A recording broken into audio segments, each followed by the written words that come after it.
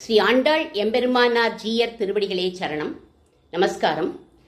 முதல் திருமொழியில அனங்கனை வழிபட்டதை கூறினாள் ஆண்டாள். இந்த இரண்டாவது திருமொழியில சிற்றிலை சிதைக்காதே அப்படிங்கிறார். சிற்றில் அப்படின்னா சிறிய இல். கிராமங்கள்லாம் பெண் குழந்தைகள் மணல் வீடு கட்டி விளையாடுவா. மணலை குமிச்சு சிறு சிறு இடங்களா பிரிச்சு இதுதான் வாசல், இதுதான் முற்றம், இது சமையலறை அப்படின்னு சொல்வார்கள். அதில் தழைகளையும் பூக்களையும் கொண்டு அலங்காரம் பண்ணுவார்கள். சில சமயத்தில் தின்பண்டங்களை கூட வச்சுட்டு சமைக்கிறது மாதிரியும் விருந்தினர்களை உபசரிக்கிற மாதிரியும் பண்ணுவாளாம். இவாள மாதிரியே ஆயர் சிறுமிகளான நாச்சியாரும் தோழிகளும் சிறு மணல் வீடு கட்டி விளையாடுறார்கள்.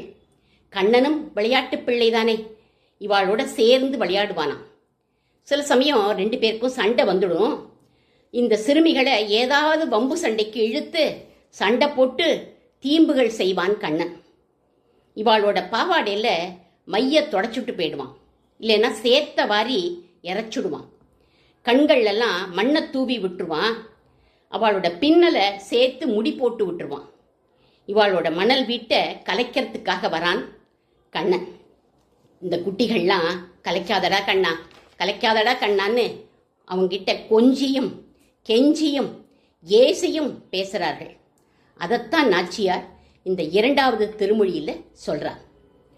நோன்புக்கு அங்கமா மன்மதன் வர பாதையை செப்பனிட்டு நுண்ணிய மணல் கொண்டு இவ அலங்கரிக்கிறா. அதை பார்க்க பொறுக்கலையாம் கண்ணனுக்கு. ஏன் அப்படிங்கிறத ரொம்ப ரசமாக வியாக்கியானம் பண்ணுறார் பெரியவாச்சான் பிள்ளை.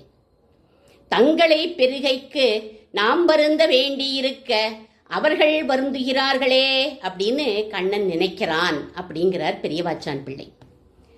இவா கிடைக்கிறதுக்கு நான் தான் மாசி நோன்பு நோக்கணும், நான் தான் தபஸ் பண்ணணும்.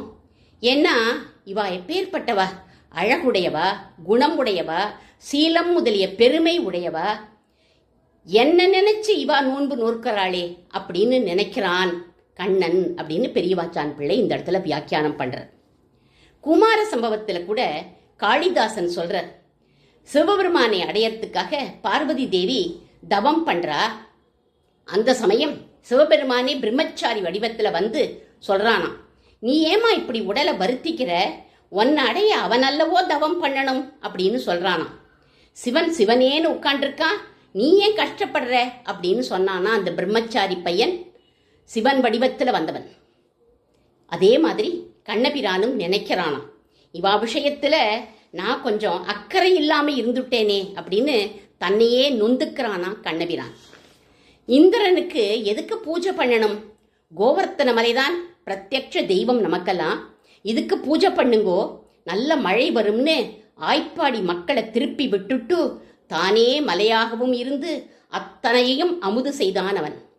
இப்படி ஆய்ப்பாடி மக்களை விடாம தன் பக்கம் இழுத்துண்டவனுக்கு இந்த கோபிக்குட்டிகள் சாதாரணப்பட்டவா இல்லையே, இவாளை விட்டுடுவானா என்ன அவன்? கண்ணனுக்கு எப்பவுமே சாதனை அனுஷ்டானங்கள்லாம் பிடிக்கவே பிடிக்காது. விரதம் உபவாசம் இதெல்லாம் வேண்டாம் அப்படின்னே சொல்லுவான். இப்படி அவன் சொல்கிற போது இல்லை இல்லை நான் நவகிரக ஹோமம் பண்ணுறேனே அப்படின்னு நீ சொன்னையானா உடனே அந்த ஹோமத்துக்கு ஒரு சாஸ்திரிகள் மாதிரி வந்து உட்காந்துட்டு போயிடுவானாம். இல்லை அவன்கிட்ட போய் நின்றுண்டு எனக்கு நீ இப்படி பண்ணு அப்படி பண்ணுன்னு உபாயத்தை சொல்லி நீ வேண்டின்றேன்னு வச்சுக்கோ, உனக்கு தான் எல்லாம் தெரியறதே, நீயே பண்ணிக்கோ அப்படின்னு பேசாமல் இருந்துடுவானவன். பலி சக்கரவர்த்தி மாதிரி எப்படி வாழ வச்சாலும் சரின்னு இருந்தா அவனுடைய அருள் நமக்கு கிடைக்கும். பரிபூரணமா அவனையே நாம சரணம் அடையணும். தனக்காக யாரும் சிரமப்படக்கூடாதுன்னு நினைப்பவன் கண்ணன். நான் என்ன கடினமானவனா, சுலபன் தானே அப்படின்னு கண்ணன் நினைக்கிறானாம். அதனால தான் இந்த சிறுமிகள் விஷயத்திலையும் கருணை தழும்பி ஆதி மூலமேன்னு அழைச்ச ஒரு யானைக்கு வேகமா ஓடி வந்த மாதிரி இவாளுக்கும் ஓடி வரானாம். ஓடி வந்தவன் தெருக்கோடியில் நின்றுட்டு வேடிக்கை பார்க்குறானாம்.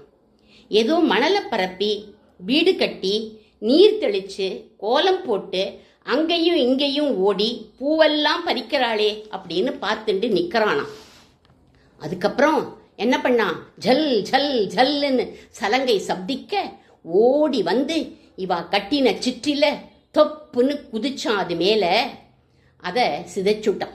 சிற்றில் மேலே குதிச்சுட்டான், அதை சிதைச்சுட்டான். குட்டிகள்லாம் வேண்டாம் கண்ணா வேண்டாம் கண்ணான்னு சொல்றதுகள் இவன் வேணும்னே பல விதத்தில் அவளோட பம்பு பண்ணினான். இவாளுக்குள்ள என்ன ஆயிடுத்து? ஒரு மகாபாரத யுத்தமே ஏற்பட்டுடுத்தான். கை கால்கள்லாம் மேலே படுற மாதிரி 2 பேருக்கும் மல்யுத்தமே ஏற்பட்டுடுத்துங்கிறார். இப்படி ஒரு லீலையை பண்ணான் கண்ணன்னு இந்த சிற்றில் சிதையேல் பாசுரத்துக்கு அவதாரிகை அருள்றார் பெரியவாச்சான் பிள்ளை. அடுத்த எபிசோட்ல முதல் பாசுரத்தை நாம் அனுபவிக்கலாம். ஆண்டாள் திருவடிகளே சரணம்.